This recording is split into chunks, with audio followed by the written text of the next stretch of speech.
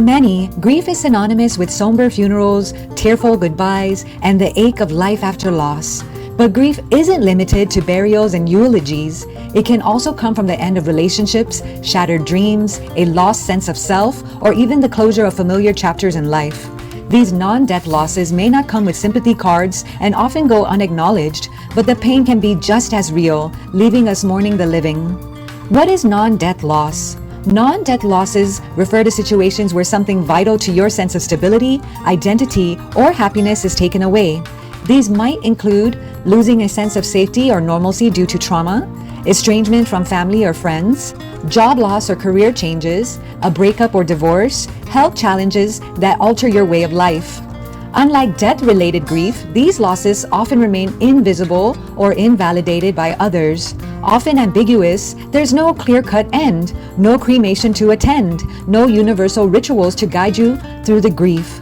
There's no obituary for a lost friendship or memorial for a dream that didn't pan out. This uncertainty can make the pain more difficult to process. Why non-death grief hurts so much? Grieving a non-death loss can feel uniquely heavy because society often downplays or misunderstands these experiences. Maybe you stepped away from a toxic family dynamic only to wrestle with a complex mix of relief and guilt. These emotions often go unspoken, yet they're as raw as any grief born of finality.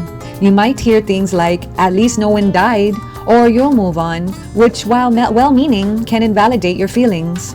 Psychologist Pauline Boss, who coined the term ambiguous loss, explains that grief without closure creates a sense of psychological limbo.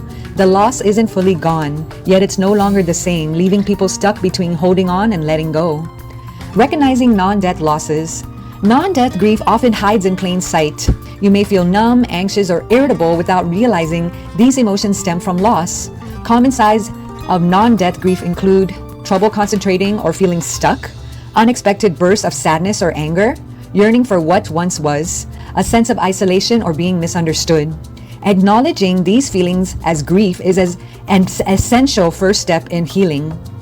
The science of non-death grief. Research shows that non-death grief activates the same areas of the brain as grief from death-related losses. A study published in Psychological Science revealed that losing something meaningful like a relationship triggers similar neural responses to physical pain. The American Psychological Association emphasizes that grief is highly individual. Non-death losses may involve complicated emotions like regret, guilt, or unresolved anger, making the grieving process more intricate. Coping with non-death loss. Grieving non-death losses is not about getting over it, but learning how to integrate the loss into your life. Here's how you can start. 1. Acknowledge the loss. Validate your feelings. It's okay to grieve what might seem intangible to others. 2. Seek support. Share your experience with trusted friends, a therapist, or support groups. Talking about your feelings reduces their weight. 3. Practice self-compassion. Be kind to yourself during this process. Avoid judgment or rushing your recovery. 4. Create closure. Establish small rituals to honor your loss. Write a letter, light a candle, or take a symbolic action that represents letting go. 5. Reframe the narrative. Focus on what this loss has taught you. While the heartache is real, every loss can teach us something about resilience, priorities, or self-awareness.